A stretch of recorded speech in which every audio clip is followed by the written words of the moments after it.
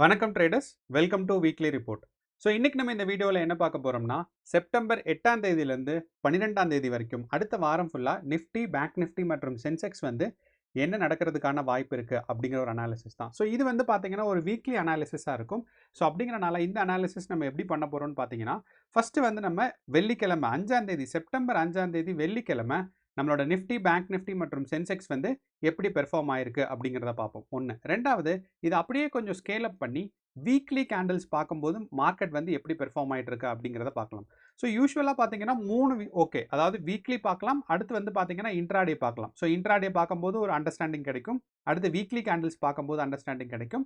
அதுக்கப்புறம் நம்ம என்ன பண்ணலாம்னு பார்த்தீங்கன்னா ஒரு இன்ட்ராடேல, அதாவது ஒரு 3 மினிட்ஸ் இல்லைன்னா 15 மினிட்ஸ் கேண்டில், அப்போது நம்ம வந்து ஒரு 15 மினிட்ஸ் கேண்டில், டே கேண்டில், அதுக்கப்புறம் வீக்லி கேண்டில். ஸோ இதோட மூணையும் நம்ம வந்து கேண்டில் ஸ்டிக்ஸ் பேட்டர்ன் எப்படி இருக்கு, நம்மளோட ப்ரைஸ் ஆக்ஷன் எப்படி இருக்கு அப்படிங்கிறத அண்டர்ஸ்டாண்ட் பண்ணோம்னா நமக்கு வந்து அடுத்த வாரம் நம்ம என்ன எதிர்பார்க்கலாம் அப்படிங்கிறத பில்ட் ஆகும். ஸோ யூஸ்வலாக பார்த்தீங்கன்னா இந்த மாதிரி ஒரு 3 டாப் டவுன் பண்ணலாம். அதாவது ஒரு ஹையர் வேல்யூலேருந்து வீக்லி, டெய்லி, அதுக்கப்புறம் இன்ட்ராடே. அப்படி இல்லைன்னா உங்களுக்கு கொஞ்சம் மேலே போகிறதாக இருந்தால் மந்த்லி வரைக்கும் போகலாம். ஸோ ஆனால் மந்த்லி ப்ரைஸ் ஆக்ஷன் பார்த்தீங்கன்னா நமக்கு வந்து ஃபியூச்சர்ஸில் தான் கொஞ்சம் ஹெல்ப்ஃபுல்லாக இருக்கும். வேறஸ் நமக்கு வீக்லி ப்ரைஸ் ஆக்ஷன் தான் நமக்கு வந்து ஷார்ட் டேர்மில் வந்து இன்ட்ராடே பண்ணுறவங்களுக்கோ இல்லை ஆப்ஷனில் ட்ரேட் பண்ணுறவங்களுக்கோ பையிங்காக இருக்கட்டும், செல்லிங்காக இருக்கட்டும், அதுதான் யூஸ்ஃபுல்லாக இருக்கும். அதனால தான் நம்ம வந்து வீக்லி ஆரம்பிக்கிறோம். ஏன்னா வீக்லி தான் நமக்கு எக்ஸ்பைரி இருக்குங்கிறனால. ஓகே, இப்போ நம்ம இந்த அனாலிசிஸ் பார்த்தீங்கன்னா நிஃப்டி பார்ப்போம், பேங்க் நிஃப்டி அண்ட் சென்செக்ஸ் மூணையுமே பார்ப்போம். அடுத்து நமக்கு முக்கியமாக இருக்கிறதானா நம்ம வந்து ஸ்டாக் ரிசல்ட்ஸ் கேலண்டர் பார்ப்போம். அடுத்து வந்து பார்த்தீங்கன்னா economic calendar and holiday calendar. So இது வீக்லி அனாலிசிஸ் அப்படிங்கிறனால அடுத்த வாரம் நம்ம ஏதாவது முக்கியமான நியூஸ் எக்ஸ்பெக்ட் பண்ணுறோமா, ஸ்டாக் ரிசல்ட்ஸ் எக்ஸ்பெக்ட் பண்ணுறோமா, அண்ட் ஹாலிடே ஏதாவது எக்ஸ்பெக்ட் பண்ணுறோமா அப்படிங்கிறத பார்ப்போம். ஸோ இதெல்லாம் ஒரு அனலைஸ் பண்ணி நம்ம ஒரு கன்க்ளூஷனுக்கு வரலாம். அடுத்த வாரம் நம்ம வந்து நிஃப்டி, பேங்க் நிஃப்டி மற்றும் சென்செக்ஸில் வந்து என்ன எதிர்பார்க்கலாம் அண்ட் அதுக்கு தகுந்த மாதிரி எப்படி ஸ்ட்ராட்டஜி பில்ட் பண்ணலாம் அப்படிங்கிறத சொல்லி. ஓகே, வாங்க இப்போ நம்ம வீடியோக்குள்ளே போகலாம். இப்போ வீடியோக்குள்ளே போகிறதுக்கு முன்னாடி ஒரே ஒரு விஷயம் என்ன அப்படின்னா, நம்ம வந்து நம்ம சேனலில் வந்து டெய்லி அனாலிசிஸ் தான் பண்ணுறோம், பொசிஷன் எடுக்கிறது இல்லை. ஸோ அது இந்த இந்த ப்ரைஸில் வந்து நீங்கள் பொசிஷன் எடுங்க, இந்த ப்ரைஸில் ஹோல்ட் பண்ணுங்கன்னு இல்லை. ஏன்னா அது வந்து ரொம்ப தப்பான விஷயம். அண்ட் யாரோ ஒருத்தவங்க கேட்டிருந்தாங்க லைக் லைவ் மார்க்கெட் போடுறீங்களான்னு சொல்லி. லைவ் மார்க்கெட் கொடுக்கலாம், பட் லைவ் மார்க்கெட்டில் கொடுத்து நீங்கள் எவ்வளோ தூரம் ட்ரேட் பண்ண போகிறீங்க அப்படிங்கிறது கேள்வி. ஸோ அதனால தான் நம்ம அது வந்து பியூர்லி எஜுகேஷனல் கண்டென்ட். என்னென்னா வெறும் price action and candlestick மட்டும் இல்லாமல் மார்க்கெட்டில் வேறு எப்படியெல்லாம் அனலைஸ் பண்ணலாம் அப்படிங்கிறத பற்றி தான் பேச போகிறோம். ஓகே, அது மட்டும் இல்லாமல் நாளைக்கு பார்த்தீங்கன்னா சாயந்தரம் நமக்கு வந்து ஒரு ஃப்ரீயாக வந்து ஒரு ரிஸ்க் மேனேஜ்மெண்ட் இன் ஆப்ஷன் பையிங் எப்படி பண்ணுறது, என்ன டிசிப்ளின் எப்படி ஃபாலோ பண்ணணும் அப்படிங்கிறத ஒரு அண்டர்ஸ்டாண்ட் பண்ணுறதுக்காக நம்ம ஒரு ஃப்ரீயாக ஒரு ஒரு சின்னதாக ஒரு டிஸ்கஷன் பண்ணலான்னு இருக்கோம். ஸோ அது வந்து பார்த்தீங்கன்னா நம்ம வாட்ஸ்அப் குரூப் வந்து டிஸ்கிரிப்ஷனில் இருக்குது, அதில் வந்து நம்ம லிங்க் போடுவோம். ஸோ ஆல்மோஸ்ட் லைக் உங்களுக்கு ஜாயின் பண்ணணும்னு நினைக்கிறவங்க வாட்ஸ்அப் குரூப்பில் ஜாயின் பண்ணுங்கள். சப்போஸ் உங்களுக்கு குரூப் பிடிக்கல அப்படின்னா நீங்கள் எப்போ வேணாலும் வெளியே போய்க்கலாம். ஸோ அதற்காக ஒரு டிமாண்டும் இல்லை. ஸோ இந்த டிஸ்கஷனுக்காக நீங்கள் ஜாயின் பண்ணணும்னா வாட்ஸ்அப் குரூப்பில் ஜாயின் பண்ணிங்கன்னா நாளைக்கு சாயந்தரம் நம்ம அதில் லிங்க் போஸ்ட் பண்ணுறோம். ஓகே, இப்போ நம்ம அனாலிசிஸ்க்கு போகலாம். ஸோ நான் முன்னாடியே சொன்ன மாதிரி வீக்லி அனாலிசிஸ் அப்படிங்கிறனால நம்ம வந்து ஃபஸ்ட்டு எக்கனாமிக் கேலண்டர் ஏதாவது முக்கியமான விஷயம் இருக்கா அப்படிங்கிறத பார்ப்போம். இப்போ இந்த எக்கனாமிக் கேலண்டரில் பார்த்தீங்கன்னா நம்ம வந்து எல்லா கண்ட்ரியும் வைக்கிறது ஒன்று, ரெண்டாவது நம்ம வந்து இந்தியா இது. ஸோ இப்போ முக்கியமாக இருக்கிறது கண்ட்ரி நமக்கு இந்தியாவுக்கு என்ன அஃபெக்ட் பண்ணுன்னா நம்மளோட எக்கனாமிக் நியூஸ் அஃபெக்ட் ஆகும். அடுத்து பார்த்தீங்கன்னா China, Japan and USA. So அடுத்து வந்து சம்டைம்ஸ் தான் யூரோப்போட எக்கனாமிக் இன்ஃப்ளேஷன்ஸ் வந்து நம்மளை அஃபெக்ட் ஆகும். ஸோ ஹையஸ்ட்டாக அஃபெக்ட் ஆகிறது India, China and USA. So அந்த லிஸ்ட்டெல்லாம் நமக்கு பண்ணோம் அப்படின்னு பார்த்தீங்கன்னா நமக்கு வந்து ஒரு ஹை இம்பேக்ட் இருக்கிறது வருகின்ற வாரத்தில் இல்லை. ஸோ அதாவது செப்டம்பர் 8ஆம் தேதியிலிருந்து 12ஆம் தேதி வரைக்கும் பார்த்தீங்கன்னா நமக்கு ஒரு பெரிய நியூஸ் வரல. மற்றபடி சின்ன சின்ன நியூஸ் வருது. சப்போஸ் இந்த நியூஸ்ல எல்லாம் ஒரு எக்ஸ்ட்ராடினரி டிஃப்ரென்சஸ் இருக்குது. ஃபார் எக்ஸாம்பிள் இன்ஃப்ளேஷன் ரேட் இருக்குது ஆகஸ்ட்டில். ஸோ இது வந்து இன்ஃப்ளேஷன் ரேட் YOY அப்படின்னா இயர் ஆன் இயர். ஸோ போன வருஷம் 2024 ஆகஸ்ட்டில் எவ்வளோ இருந்துச்சு, இந்த வருஷம் 2025 ஆகஸ்ட்டில் எவ்வளோ இருக்குது அப்படிங்கிறத பார்க்குறதா இது இயர் ஆன் இயர் அப்படி. ஸோ அப்போ இது வந்து எக்ஸ்ட்ராடினரியாக டிஃப்ரென்சஸ் இருக்குன்னா தான் அஃபெக்ட் ஆகும். ஸோ அதே மாதிரி பார்த்தீங்கன்னா இந்தியாவோட இன்ஃப்ளேஷன் ரேட்டும் வரப்போகுது. ஸோ அதே மாதிரி இந்தியாவோட ஹோல்சேல் ப்ரைஸ் இண்டெக்ஸ் வரப்போகுது. ஸோ இந்த ஹோல்சேல் ப்ரைஸ் இண்டெக்ஸ் வந்து லாஸ்ட் டைம் ரொம்ப ஹையாக இம்பாக்ட் பண்ணுச்சு, ஏன்னா ரொம்ப அதிகமாக இருந்தனால. ஸோ இந்த தடவையும் நமக்கு ரொம்ப அதிகமாக இருந்துச்சுன்னா இந்த வாரம் இல்லை, அடுத்த வாரம் திங்கட்கிழமை 15ஆம் தேதி நமக்கு அஃபெக்ட் ஆகிறதுக்கு சான்சஸ் இருக்குது. ஸோ அப்போ பார்க்கும்போது ரீசெண்ட் டைமில் நமக்கு அடுத்த வாரத்துக்கு செப்டம்பர் 8லேருந்து செப்டம்பர் 12ஆம் தேதி வரைக்கும் ஒரு முக்கியமான நியூஸ் எதுவும் வரல.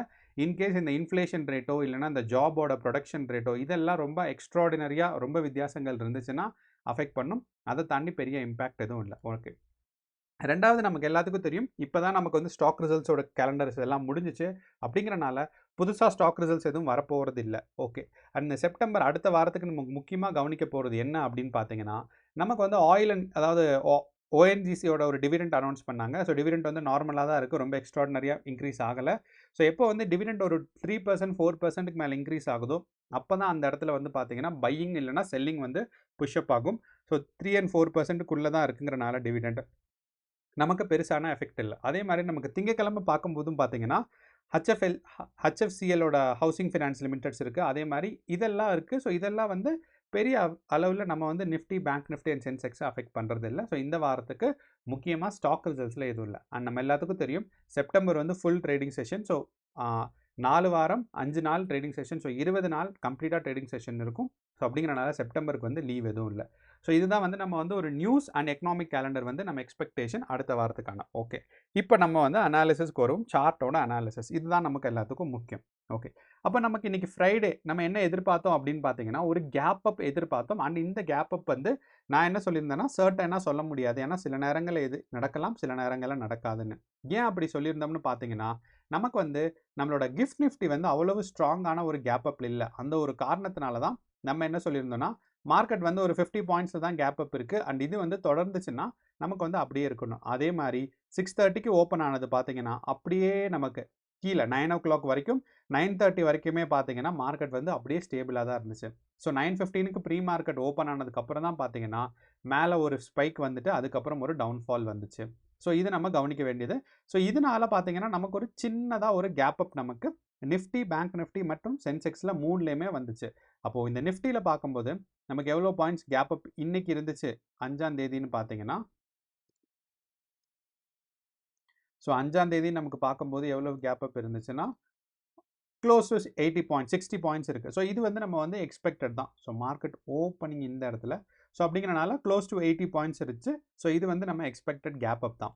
ஓகே, அப்போது நமக்கு வந்து மார்க்கெட்டில் கேப் அப் நம்ம எதிர்பார்த்தோம். அண்ட் இன்னொன்று நம்ம இன்னொன்று பார்க்க வேண்டியது என்னன்னு பார்த்தீங்கன்னா நம்ம என்ன சொல்லியிருந்தோம்னா நிஃப்டி 50ல் மார்க்கெட் வந்து இந்த லெவலுக்குள்ளே ஓப்பன் ஆச்சு அப்படின்னா நம்ம வந்து பொசிஷன்ஸை ஹோல்ட் பண்ணும். ஏன்னா நமக்கு வந்து எந்த பக்கம் டைரக்ஷன் இருக்குங்கிறது தெரியாதுன்னு. ஸோ அதே மாதிரி நமக்கு வந்து நிஃப்டி 50 வந்து இந்த 24,700 பிரேக் அவுட் பண்ணிச்சு கீழே. ஸோ அங்கேருந்து பார்த்தீங்கன்னா நெக்ஸ்ட் சப்போர்ட் ஆனால் 24,600க்கு வந்திருக்கு. ஸோ இந்த ப்ரைஸ் ஆக்ஷன் வந்து பார்த்தீங்கன்னா ரொம்ப அருமையாக ஃபாலோ ஆயிருக்கு. நிஃப்டியில் மட்டும் கிடையாது. ஸோ கேப் அப் வந்துச்சு, இந்த ரேஞ்ச் டவுன்ஃபாலிங் ரேஞ்சுக்கு கீழே வந்துச்சு. அங்கேருந்து மார்க்கெட் வந்து ஒரு ஃபஸ்ட்டு சப்போர்ட், செகண்ட் சப்போர்ட் எடுத்துகிட்டு திருப்பியும் மேலே போயிருக்கு. ஸோ நம்மளோட price action and support and resistance வந்து நிஃப்டியில் மட்டும் கிடையாது, சென்செக்ஸ்லேயும் பார்த்தீங்கன்னா அழகாக ஃபாலோ ஆச்சு. ஸோ மார்க்கெட் வந்து ஒரு கேப் அப், ஃபஸ்ட்டு ஒரு ரெசிஸ்டன்ஸை பிரேக் அவுட் ஆச்சு. ஸோ இங்கே ரெசிஸ்டன்ஸ் பிரேக் அவுட் ஆகும்போது நமக்கு ஒரு எக்ஸாக்டாக தெரியும் மார்க்கெட் வந்து டவுன் சைட் புஷ் ஆகும்போதுன்னு. அப்போது இங்கே டவுன் சைட் புஷ் ஆகும்போது நம்ம பொசிஷன் எங்கே ஹோல்ட் பண்ணணும்னா இங்கே ஹோல்ட் பண்ணும்.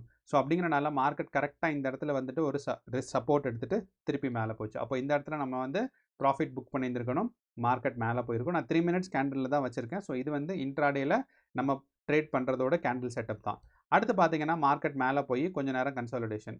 ஸோ அதுக்கடுத்து பார்த்தீங்கன்னா இந்த இடத்துலேருந்து சப்போர்ட் எடுக்கும்போது, ஸோ இந்த இடத்துல நீங்கள் மறுபடியும் ஒரு கால் ஆப்ஷன்ஸ் எடுத்திருந்தீங்கன்னா ப்ராஃபிட் வரதுக்கான சான்சஸ் கொஞ்சம் கம்மி தான். ஆனால் இந்த இடத்துல லாஸ் வந்திருக்கும், ஏன்னா இது வந்து ஒரு பிரேக் தான். ஸோ இது வந்து ரொம்ப கம்மியான ப்ராஃபிட்ஸ் தான் வந்திருக்கும், அதனால தான் நான் லாஸ்ன்னு சொல்கிறேன்.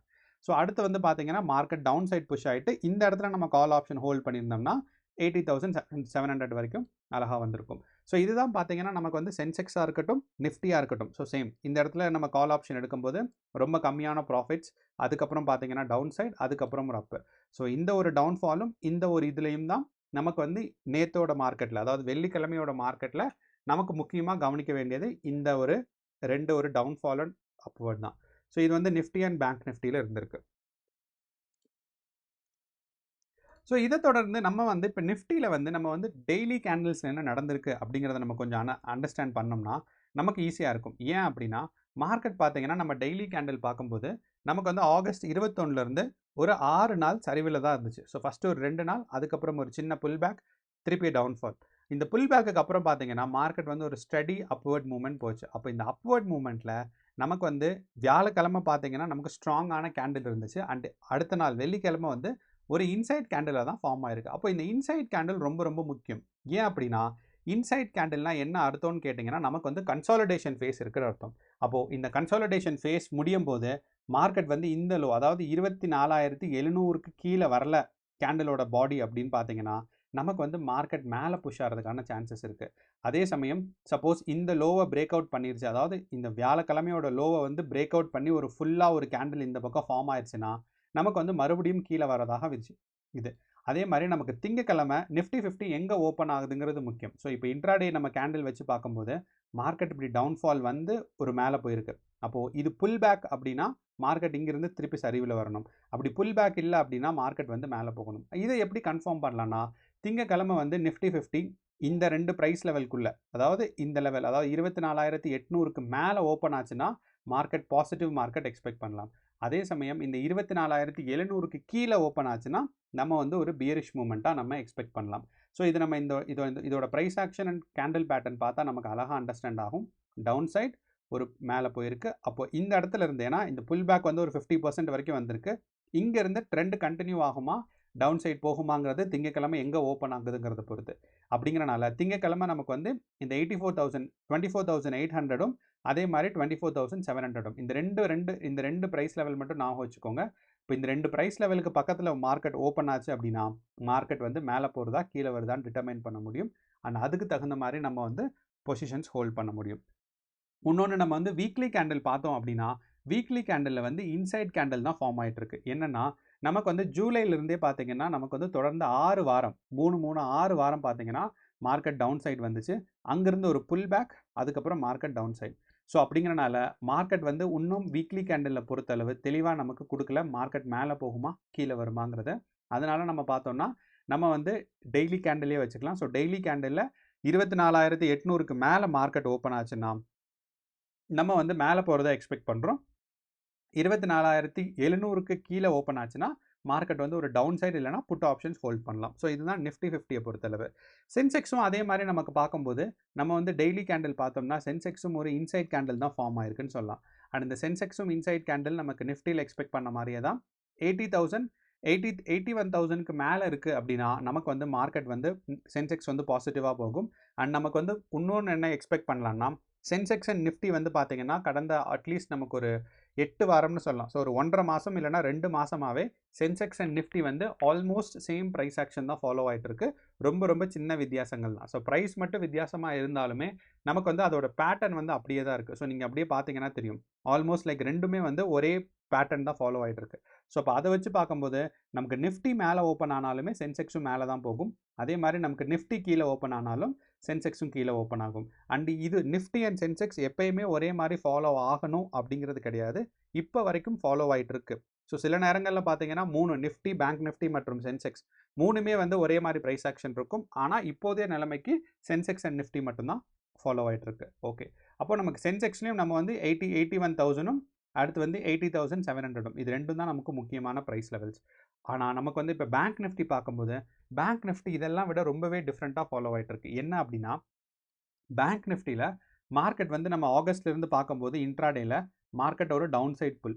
அந்த டவுன் சைட் புல்க்கு அப்புறம் 3 நாள் ஒரு கன்சாலிடேஷன் ஃபேஸ். உங்களுக்கு அழகாக தெரியுது இந்த இடத்துல பார்த்தாவே ப்ரைஸ் ஆஃப் த கேண்டில் வந்து ஆல்மோஸ்ட் இந்த லெவல்லையே கன்ஸ்டன்ட் ஆயிடுச்சு. ஸோ இந்த லெவல் எவ்வளோ பாயிண்ட்ஸ் அப்படின்னு பார்த்தீங்கன்னா நமக்கு ஏறக்குறைய ஒரு 500 பாயிண்ட்ஸ்குள்ளே தான் கன்ஃபைன் ஆயிடுச்சு. ஸோ இப்போ இந்த மாதிரி ஒரு 500 பாயிண்ட்ஸ்குள்ளே கன்ஃபைன் ஆகும்போது நமக்கு என்ன எக்ஸ்பெக்ட் பண்ணலாம்னா மார்க்கெட் வந்து ஒரு கன்சாலிடேட் ஆகிட்டு இருக்குன்னு அர்த்தம். ஸோ இது உங்கள் எல்லாத்துக்கும் தெரியும், மார்க்கெட் ஒரு தடவை கன்சாலிடேட் ஆகுதுன்னா எந்த பக்கமாவது பிரேக் அவுட் ஆகணும். ஆனால் நமக்கு பேங்க் நிஃப்டி அதே மாதிரி பிரேக் அவுட் ஆகும். ஏன்னா ஃபஸ்ட்டு வந்து பார்த்தீங்கன்னா நமக்கு வியாழக்கிழமை மேலே தான் பிரேக் அவுட் ஆச்சு. அப்போ எல்லாரும் என்ன எக்ஸ்பெக்ட் பண்ணாங்க, அடுத்த நாள் கால் ஆப்ஷன்ஸ் எல்லாரும் ஹோல்ட் பண்ணியிருப்பாங்க. ஆனால் வெள்ளிக்கிழமை பார்த்தீங்கன்னா ஒரு இன்சைட் கேண்டில் ஃபார்ம் ஆயிடுச்சு. அப்போ மார்க்கெட் டவுன் சைட் புஷ் ஆச்சு, கன்சாலிடேட் வந்துச்சு. அதுக்கப்புறம் பார்த்தீங்கன்னா மேலே போயிட்டு திருப்பியும் ஒரு கன்சாலிடேஷன். அப்போது நமக்கு பேங்க் நிஃப்டியை பொறுத்தளவு இந்த 54,000 கீழே கிராஸ் பண்ணாத வரைக்கும் நமக்கு வந்து bank Nifty downside movement இல்லை. அப்படி இல்லைன்னா பேங்க் நிஃப்டி நாளைக்கு மேபி கன்சாலிடேட் ஆகலாம். அப்படி இல்லைன்னா மார்க்கெட் மேலே போகலாம். ஆனால் இந்த 54,000 பிரேக் அவுட் ஆயிடுச்சுன்னா பேங்க் நிஃப்டி அடுத்த சப்போர்ட்டுன்னு பார்த்தீங்கன்னா கடகடன்னு வந்து இந்த 53,600 வரைக்கும் இருக்கும். ஸோ அப்படிங்கிறனால பேங்க் நிஃப்டிக்கு இதுதான் முக்கியமான சப்போர்ட், இந்த 54,000. அதனால இந்த 54,000 கிராஸ் ஆகாதுன்னு நம்ம எக்ஸ்பெக்ட் பண்ணுறோம். பேங்க் நிஃப்டி மேலே புஷ் ஆகிறதுக்கான சான்சஸ் நமக்கு இருக்குது. அதே சமயம் நம்ம பேங்க் நிஃப்டியோட வீக்லி கேண்டில் பார்த்தாலுமே ஒரு இன்சைட் கேண்டில் தான் ஃபார்ம் ஆயிருக்கு. ஸோ அப்படிங்கிறனால நமக்கு கிளியரான பிரேக் அவுட் சிக்னல்ஸ் எதுவும் கிடைக்கல. மார்க்கெட் வந்து வீக்லி அண்ட் டேல பார்க்கும்போது கன்சாலிடேஷன் ஃபேஸில் தான் இருக்குது. ஸோ அப்போ இதே கன்சாலிடேஷன் ஃபேஸ் முடிஞ்சு தான் மார்க்கெட் வந்து ஒரு பிரேக் அவுட்டுக்கு போகும்.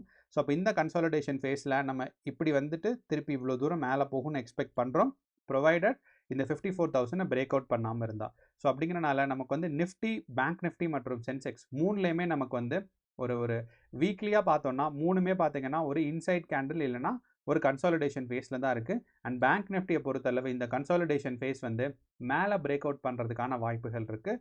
அதே சமயம் நமக்கு நிஃப்டி பார்த்தோம்னாலுமே நிஃப்டி இந்த ப்ரைஸ் ரேஞ்சில் தான் பார்த்தீங்கன்னா போன வாரம் ஃபுல்லாக இருந்திருக்கு. அதாவது 2 வாரமாக இருக்குன்னு சொல்லலாம்.